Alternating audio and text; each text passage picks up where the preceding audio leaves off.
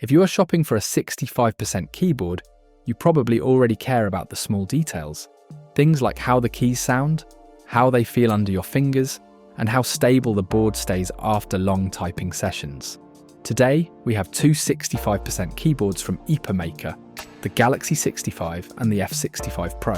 On paper, they look very similar, but once you start typing, they feel quite different. So we are comparing how these boards behave over time, how they handle long sessions, and how small design choices quietly shape the experience. Let us begin.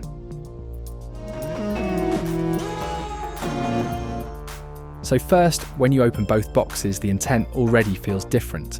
The Galaxy65 unboxing feels more traditional and more focused on customization. You get spare switches, a puller, a solid cable, and it gives a vibe that this board wants to be opened, tuned, and adjusted over time. The F65 Pro feels more like a ready setup. You get all the basics, spare switches, and it got the guide card and user manual. And its presentation leans toward use right away. Feels like something you plug in, pair, and start typing. That difference matters because it sets expectations before you even hit the first key. So our first impression is like the Galaxy65 feels planted and intentional, and F65 Pro feels flexible and easy to live with. Looking closely at the Galaxy65 case, the machining is clean. Edges are sharp but not uncomfortable. It uses a CNC anodized aluminum case, and you feel that weight immediately. At around 1.12 kilograms, it stays planted. When you press on the case, there is no flex, no hollow feel, and no creak. The ball catch system also makes opening the case easier, which matters if you enjoy mods or cleaning. On the F65 Pro, ABS plastic case, and at about 0.8 kilograms, it is much lighter. That does not mean it feels cheap. The plastic is thick and well finished. However, you do notice a bit more give when you press down. On a desk, it still stays stable thanks to the silicone feet, but the feel is clearly softer compared to metal. So if you like heft and cold metal under your palms, Galaxy65 feels more grounded. If you like a lighter board that is easy to move or reposition, F65 Pro feels more relaxed. Here is where keyboard nerds start to smile. The Galaxy65 uses a ball catch gasket mount with an FR4 plate and 6 layers of sound dampening. FR4 plates usually bring a balanced sound. Here, it comes across as clean and controlled. There is no flex cut on the plate, so the typing feel stays firm, but the gasket and foam layers smooth out harsh bottom outs.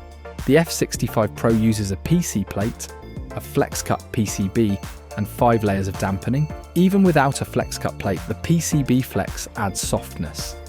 Keystrokes compress slightly more, which gives a gentler landing.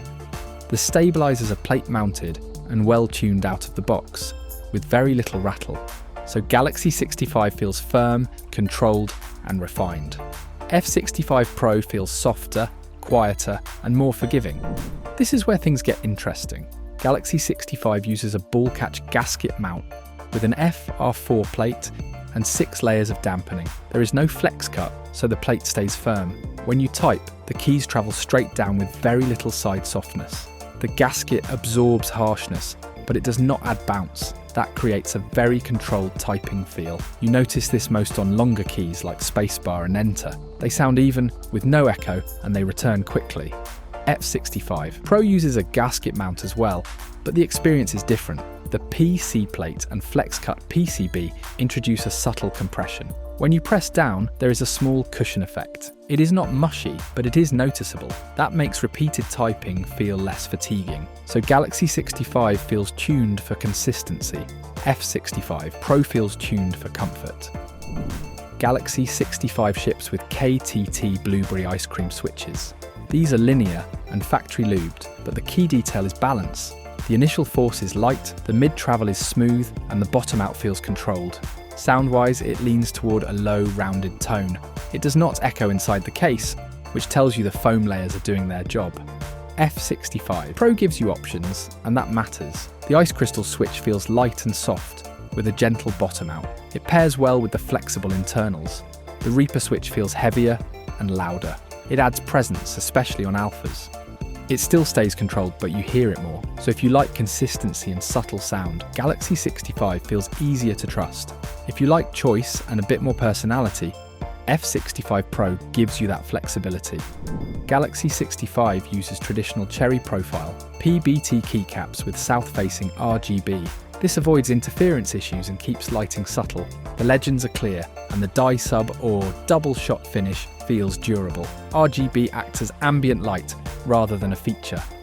F65 Pro takes a more expressive route. The shine-through keycaps allow RGB to come forward, and the side light strips add another layer. Combined with the knob control, RGB feels interactive. You can change individually the RGB and side stripes brightness, effects, speed and colour through function key shortcuts. And on the Galaxy65 you can customise lights through the app and keyboard shortcuts. So Galaxy65 treats RGB as background. F65 Pro treats it as part of the experience. Both keyboards include a rotary knob, but they use it differently. On the Galaxy65, the knob feels solid and precise, and it's removable. By default, it controls volume and lighting. With VIA, you can remap it easily. It feels like a tool, simple and direct. On the F65 Pro, the knob does more out of the box. You can switch between game and office modes, control volume, mute audio, and manage lighting. Visual indicators help you know which mode you are in. It feels more interactive, almost playful. Now let us talk about something practical. Both keyboards use 4000 mAh batteries. Galaxy65 reaches around 200 hours with backlight off, and about 23 hours with backlight on. In daily use, that means you charge it rarely if RGB stays off. F65 Pro reaches around 200 hours with RGB off, and about 20 hours with RGB on. Despite the RGB heavy design, battery life stays competitive. In 2.4 GHz mode, both feel responsive. Wired mode feels instant. Bluetooth is fine for typing and media on both, though not ideal for fast-paced tasks. So battery life is strong on both, with Galaxy65 slightly better under lighting. Galaxy65 supports VIA, which matters a lot. You can remap keys, layers, and the knob without installing heavy software. For productivity and custom layouts, this is powerful. On the other hand, F65 Pro does not use VIA. Most controls are handled through key combinations and onboard behaviour. For many users, that is enough. For deep customization, it feels limiting.